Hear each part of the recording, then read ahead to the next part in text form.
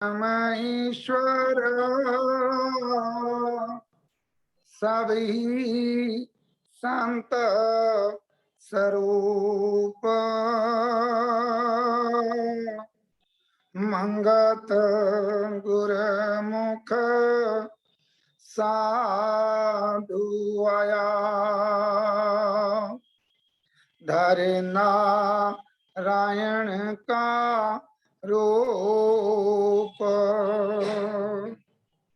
और जतन को छाड़ के सेवा मन में साध मंगत निश्चय तर जाए मिट जाए भरम गाध। सदगुरुदेव महाराज महात्मा मंगत राम जी ने जो सत्संग की परिपाटी शुरू हम लोगों के लिए की, उसमें आत्मिक उन्नति के मुख्य 5 साधन जैसा प्रेमी जी ने बताया, उसमें मुख्य साधन सेवा। और सत्पुरुषों ने वाणी और विचारों के द्वारा ये बताया, अभी जो शब्द पढ़ा गया, और जतन को छाड़ के सेवा मन में साध मंगत निश्चय तर जाएं। ये सत्पुरुषों ने चेतावनी देते हुए हमें गारंटी दी है कि जो सेवा रूपी साधन को जीवन में धारण कर लेंगे वह निश्चय तर जाएंगे, उनका मोक्ष जीते जी हो जाएगा। मिट जाए भ्रम अगाध, जिन भ्रमों में ये जीव फंसा हुआ है, जिनकी कोई सीमा नहीं है, ये संशय रूपी संसार से जीव केवल सेवा के माध्यम से ही बाहर आ सकता है। ग्रंथ आपको सारी वाणी विचारों का संग्रह आपके सम्मुख है। गुरुदेव में कहा से प्रश्न से महाराज जी से एक प्रेमी एक प्रश्न करता है, क्योंकि हम सब अपनी ओर से सेवा के यत्न कर रहे हैं, लेकिन जैसे आजकल समाज दुविधाओं से भरा हुआ है, सत असत की हमें कोई पहचान नहीं है। नकली असली की पहचान कसौटी करने से पता होती है।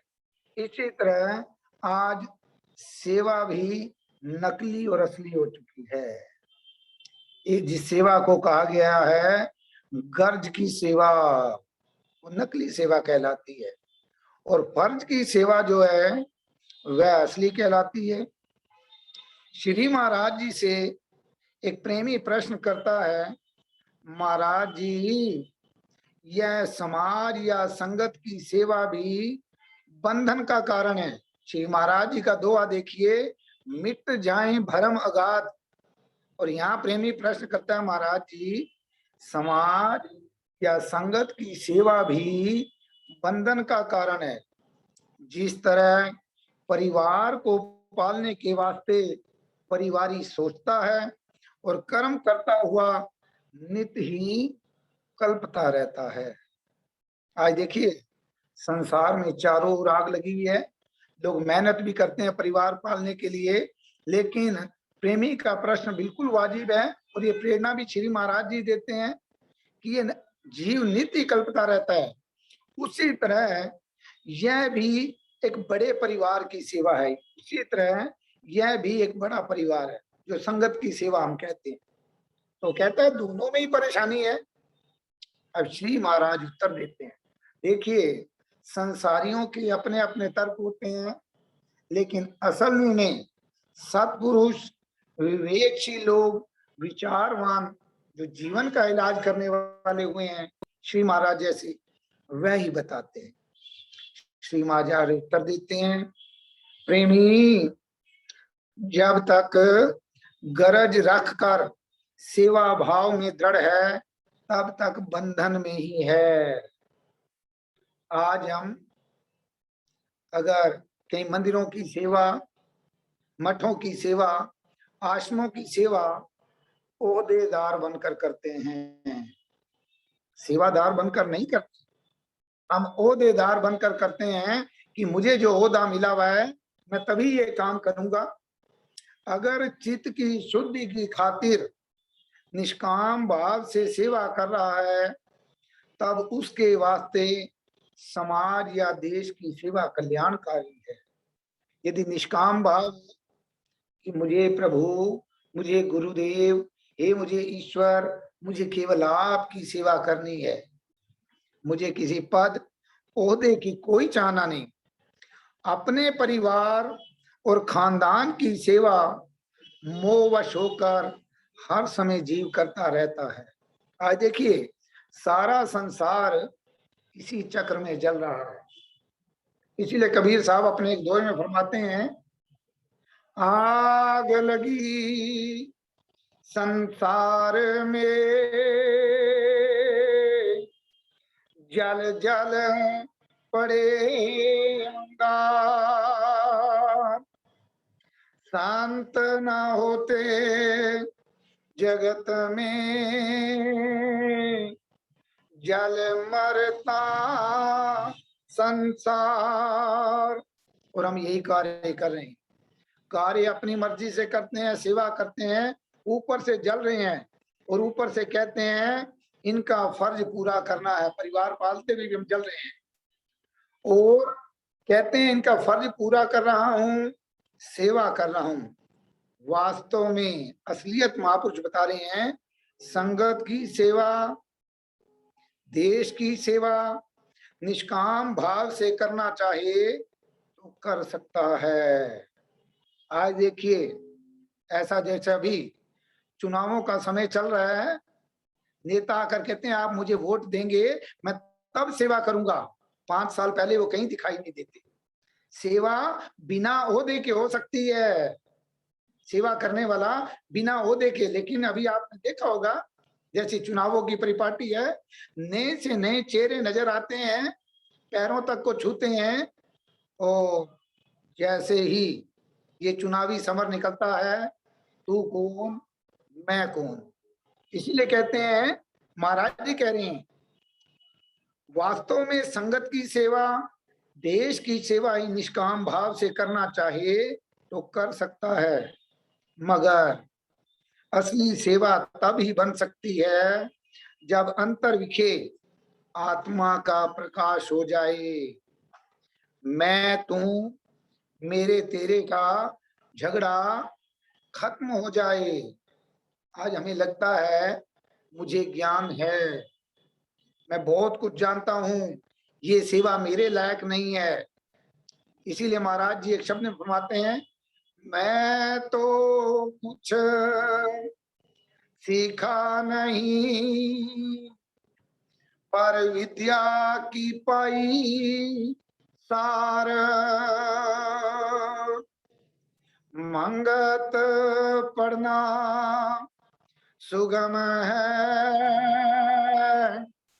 पर गुड़ना औखी का। हम सेवा के ऊपर बड़े बड़े लेक्चर दे देते हैं, सुन भी लेते हैं कि महाराज जी का नियम है सेवा करनी चाहिए, लेकिन हमारी सेवा केवल कथनी तक सीमित रह जाती है। जब तक हम गुरुदेव का अंतर विखे आत्मा का प्रकाश हो जाए और मैं तू मेरे तेरे का झगड़ा खत्म ना हो जाए। आज देखिए अगर हमारे मन के अनुकूल कोई काम ना हो हम आश्रमों का ही परित्याग कर देते हैं। जो सेवादार वास्तविक सेवादार होगा उसका केवल एक ही लक्ष्य होता है कि हे गुरुदेव, हे ईश्वर, मेरा तेरे अलावा कोई ठिकाना ही नहीं है। जो वास्तविक सेवादार है,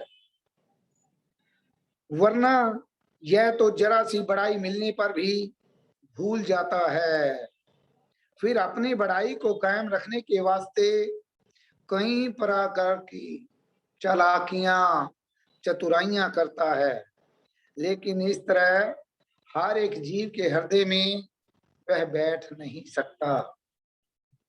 सेवा भी कई किस्म की होती है, एक वाणी से भी सेवा हो सकती है।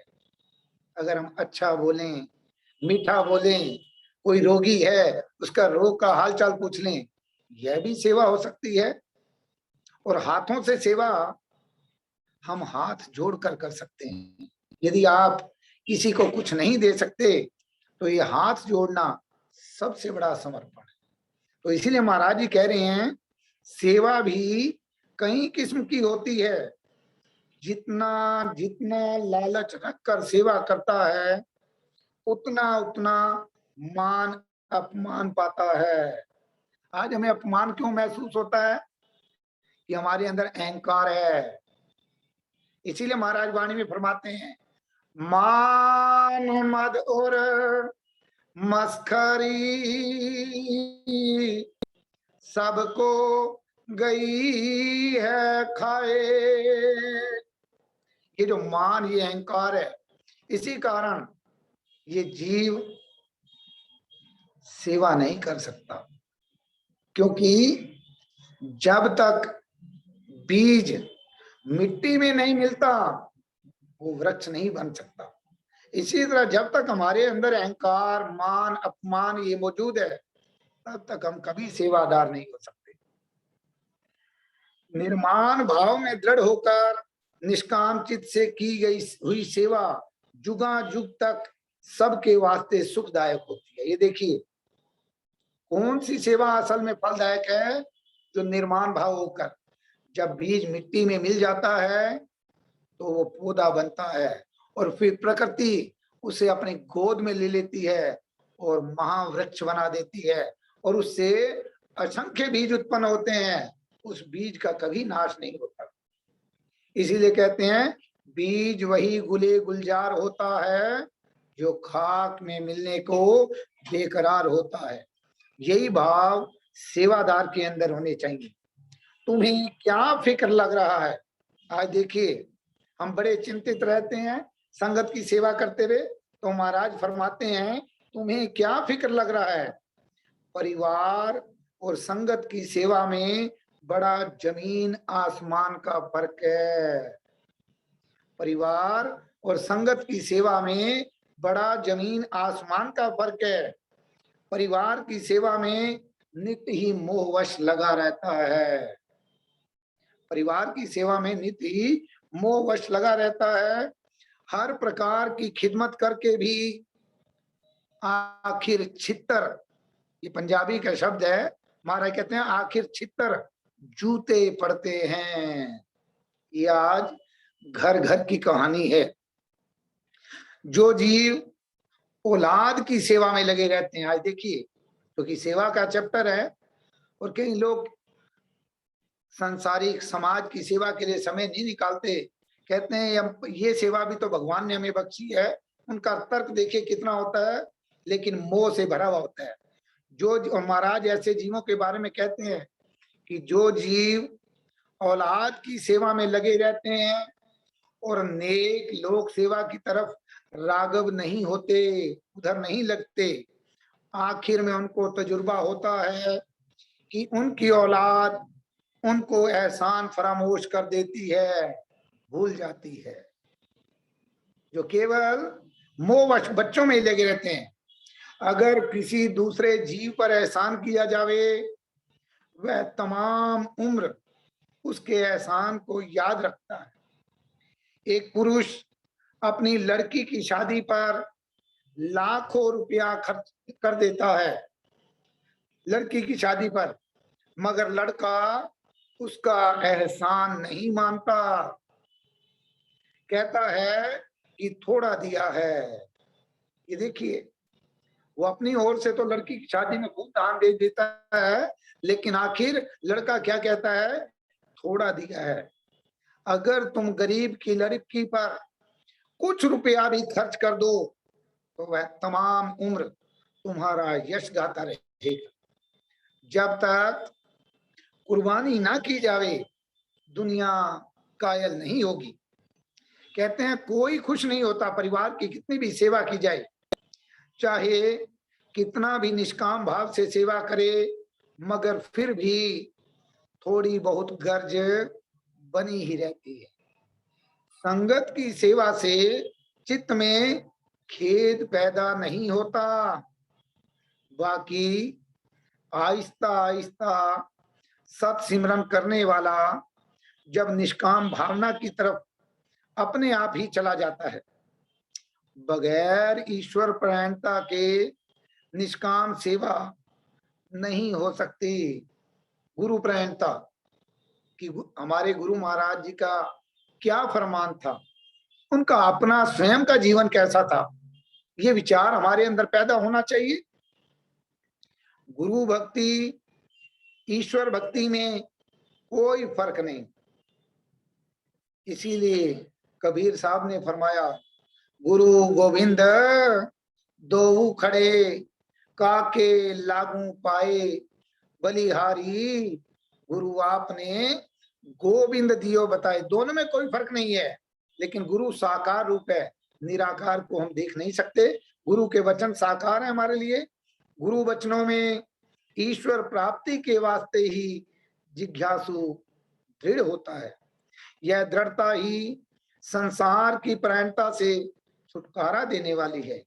बाकी सेवा करते समय किसी संसारी पदार्थ की इच्छा चित्त में नहीं रखनी चाहिए, बल्कि जिस सत पद को सत्पुरुषों ने प्राप्त करके सत शांति प्राप्ति की, उस मरकज लक्ष्य की तरफ सुरती को लगाए रखना चाहिए। ऐसी भावना ही बंधन हालत से निर्बंधन हालत की तरफ ले जाने वाली। इस तरह विचार करते रहा करो, संशय निकल जाते हैं। ना फर्ज की कोई हद है, ना सेवा की। स्वार्थी जीव एक टका अरदास करके सारे संसार के पदार्थों की मांग कर लेता है। और देखिए यही हाल हमारा भी है।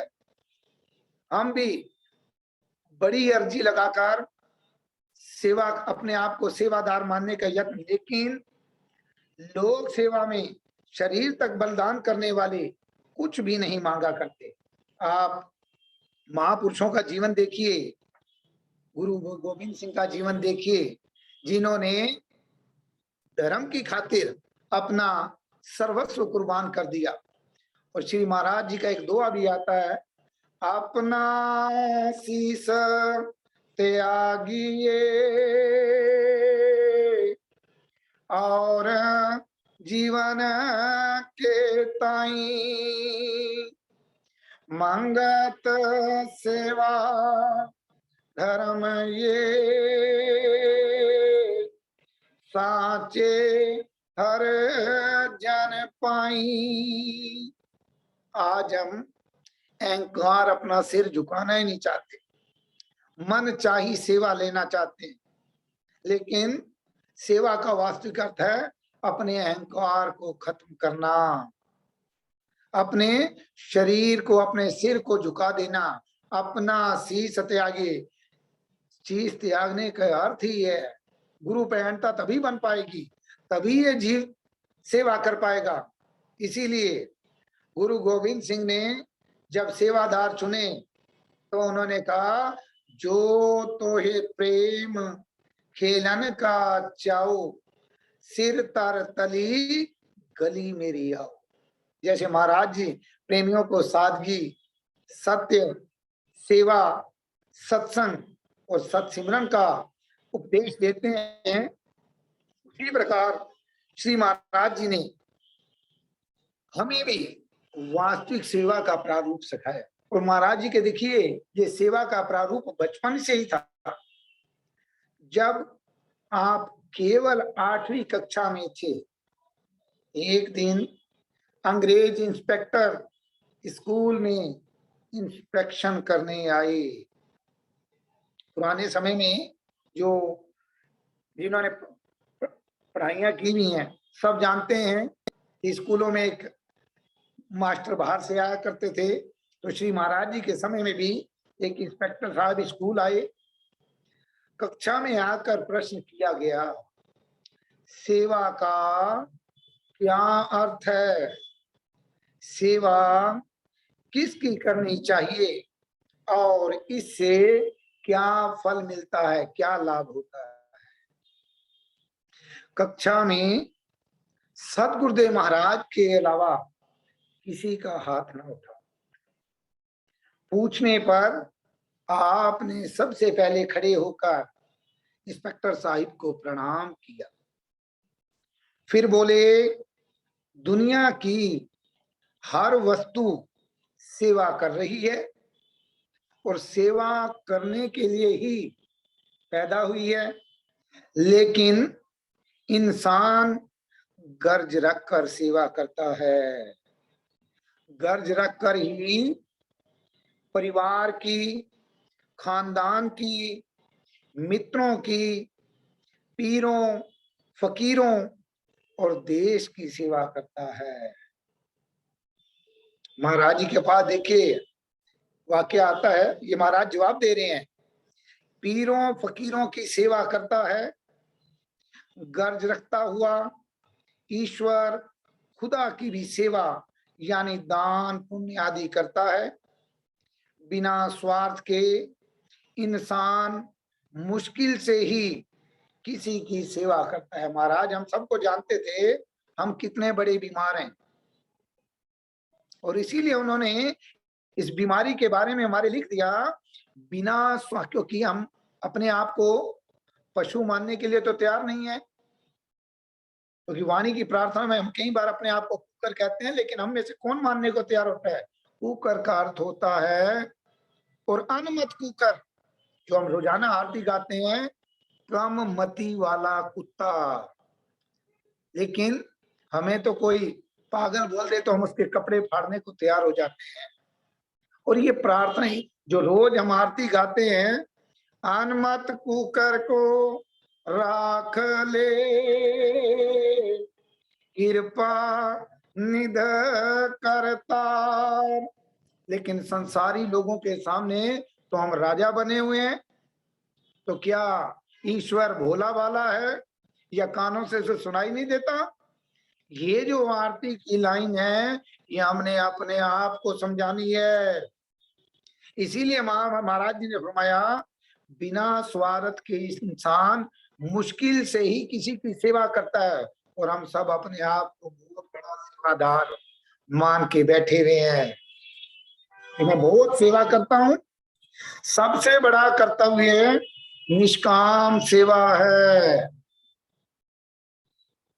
ईसा, मोहम्मद, राम, कृष्ण, बुद्ध, नानक आदि ने ईश्वर को याद और जीव मात्र की सेवा करने पर ही जोर दिया।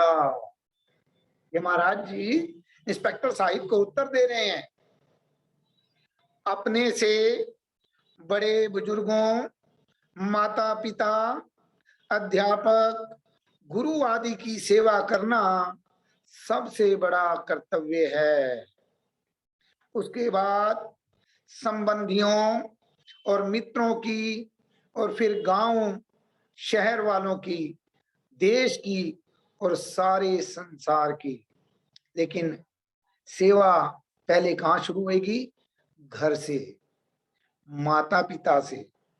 आज हमने देखा कई लोग तीर्थ यात्राओं पर जाते हैं, 4-4, 8-8 घंटे लाइन में लगे रहते हैं, लेकिन माँ बाप के साथ कहते हैं हमारी बोलचाल नहीं है। कैसे ईश्वर प्रसन्न होएगा? किसी की भाई से तालमेल नहीं है, किसी का पड़ोसी के साथ नहीं है। और सत्पुरुष कहते हैं अपने से बड़ों से, बुजुर्गों, माता पिता, अध्यापक, गुरु आदि की सेवा करना सबसे बड़ा कर्तव्य है। जब हम सेवादार बन जाएंगे, दास बन जाएंगे, तो हमें किसी में कोई बुराई नजर नहीं आएगी। क्योंकि सेवादार होने का अर्थ ही यही है कि सब परमात्मा के रूप हैं और मुझे सेवा करने का मौका मिला है, तो मुझसे ना हो ही नहीं सकती। तो यही महाराज यहाँ फरमाते हैं, देश और संसार की सेवा। सेवा कब शुरू होगी? एक छोटी सी साखी में आपके सम्मुख रखता हूं, क्योंकि महाराज जी ने जो जवाब दिया वो कि सेवा का वास्तविक प्रारूप चल रहा है। कहते हैं गुलाम प्रथा का समय था, एक गुलाम को खरीद कर लाया जाता है, वो मालिक की काफी बुद्धिमान होता है, हर काम को तुरंत पूरा कर देता है। कहते हैं मालिक उस पर बहुत खुश होता है। एक दिन मालिक जंगल में जाता है और वहां पर एक दुर्लभ प्रजाति का फल दिखाई देता है। अब मालिक के मन में आता है कि ये मेरा गुलाम है, वो फल के 4 टुकड़े कर देता है और गुलाम को काट कर एक टुकड़ा देता है, कहता है इसको खाओ और देखो ये कैसा है। हो सकता है मालिक के मन में ये भी लालच हो कि कोई जहरीला। कहते हैं गुलाम उस फल को खाता है, कहता वाह हजूर वाह, ये कैसा फल है, मैंने आज तक खाया ही नहीं, आप दूसरा टुकड़ा भी मुझे फरमाएं। तो मालिक की इतनी तारीफें करने लगता है कि वह दूसरा टुकड़ा भी खा जाता है। कहता मालिक मुझे बहुत भूख लगी है, ऐसा फल शायद दोबारा, ये तीसरा टुकड़ा भी आप मुझे दे दीजिए। कहते हैं वह तीसरा टुकड़ा भी खा लेता है और मालिक के हाथ में केवल एक टुकड़ा रह जाता है। कहते हैं वो मालिक से कहता है मालिक ये टुकड़ा भी मुझे दे दीजिए। मालिक उसे घूरता है और कहता है कि इतना स्वादिष्ट है तो क्या इस फल का स्वाद मैं ना चखूं? वो कहता नहीं मालिक मुझे दे दीजिए। आखिर मालिक उसको अनसुना करके जैसे ही उस आखिरी फल के टुकड़े को जीभ पर रखता है, कड़वाहट से कांप उठता है। इतना कड़वा वह टुकड़ा है कि पूछा ही ना जाए। वो अपने गुलाम से कहता है तूने कैसे तीनों टुकड़े खा लिए? तो जब सेवादार यही चाहता है कि मेरे मालिक को किसी प्रकार की तकलीफ ना हो। देखिए उस सेवादार की भावना क्या थी, उस गुलाम की भावना क्या थी, और हम क्या सोचकर सेवादार बनते हैं। महाराज फरमाते हैं गर्ज वाली सेवा से दुनिया के सुख मिलते हैं। आज हम किस प्रकार की सेवा, हम सब कुछ सेवा करके भी अंदर से बेचैन है, असंतुष्ट हैं। गर्ज वाली सेवा से दुनिया के सुख मिलते हैं, निष्काम सेवा से निष्काम सुख मिलते हैं जो कभी भी समाप्त नहीं होते। ईश्वर हम सबको नफरत से परे रखता हुआ हर एक जीव की सेवा करने की अक्ल प्रदान करे। ईश्वर ये श्री महाराज जी उत्तर दे रहे हैं, हम सबको नफरत से, आज देखिए मैं पूछूं अपने आप से, स्वयं से प्रश्न करूं, क्या मुझे दूसरे को देख कर कहीं घृणा होती है? जैसे गुरुद्वारों में एक ही लाइन में बैठकर सबको प्रसाद खिलाया जाता है, किसी में महाराज जी ने भी जो सत्संग की परिपाटी करी, समता के सत्संग का अर्थ ही यही है कि न दीक्षित अधीक्षित आम प्रेमी, इसी प्रेमी में कोई। लेकिन आज ओहदेदार, ओहदे होकर ही सेवा की जाएगी, यही भ्रम जीव के अंदर बना हुआ है। इसीलिए सतपुरुष फरमाते हैं गर्ज वाली सेवा से दुनिया के सुख मिलते हैं, निष्काम सेवा से निष्काम सुख मिलते हैं जो कभी भी समाप्त नहीं होते। ईश्वर हम सबको नफरत से परे रखता हुआ हर एक जीव की सेवा करने की हक प्रदान करे, जिससे उसके पास पहुंचने का रास्ता मिलता है। सच्ची सेवा उस खुदा की सेवा करना है। अब खुदा की सेवा हम कैसे करेंगे? जब हमें लगे कि मेरे पड़ोस में कोई दुखी ना हो, मेरे जानने वालों में कोई दुखी ना हो। यह वास्ते इतना कहकर आप बैठ के इंस्पेक्टर साहब सुनते ही रह गए। जिस तरह शरीर की गंदगी साफ करते वक्त मन में ग्लानि नहीं आती, आप देखिए आज हमें अपना कोई फोड़ा फुंसी या शरीर पर कोई गंदगी भी हम जब त्याग करते हैं तो अपने हाथों से धोनी पड़ती है, लेकिन हमें मन में कभी ग्लानि नहीं होती। लेकिन कहीं कुछ और गंदगी उठानी पड़ जाए तो मन में ग्लानि आती है। कि ये गंदी सेवा है, मैं अपने ओहदे के अनुसार सेवा करूं, मैं पढ़ा लिखा हुआ हूं, मेरे लिए ये सेवा काबिल नहीं। लेकिन वास्तविक सेवादार क्या करता है? मन मार के मुझे कर निकाह कर के कुट, इस मन को मारना पड़ेगा, क्योंकि मन मरने को तैयार नहीं होता।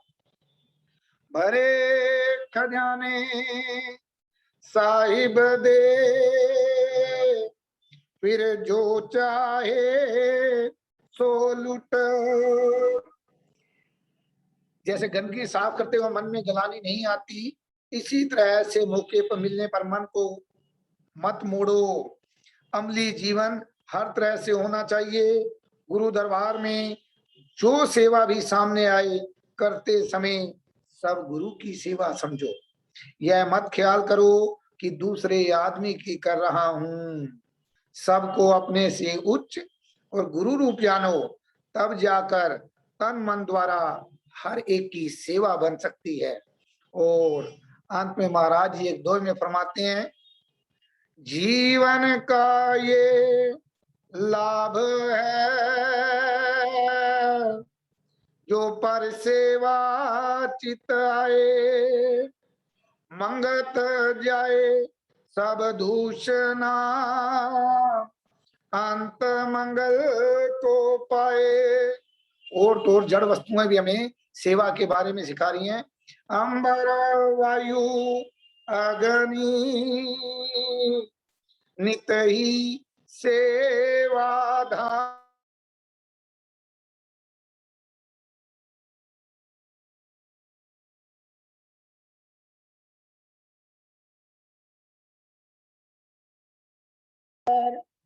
ओम ब्रह्म सत्यम सर्वाधार। क्योंकि समय इजाजत नहीं देता, महाराज जी के सेवा का चैप्टर इतना लंबा है, इस पर गुरु ही 2 शब्दों में बता सकते हैं। हम तो केवल अपकथनीय ज्ञान ही आप तक, महाराज जी का प्रमाणिक ज्ञान आपके सम्मुख रखा गया है, इसे धारण करें और सेवा की सही मार्ग को समझ लें। दास से बोलते हुए गलती हुई हो, उसके लिए नारायण रूप संगत से हाथ जोड़कर क्षमा प्रार्थी। ओम ब्रह्म सत्यम।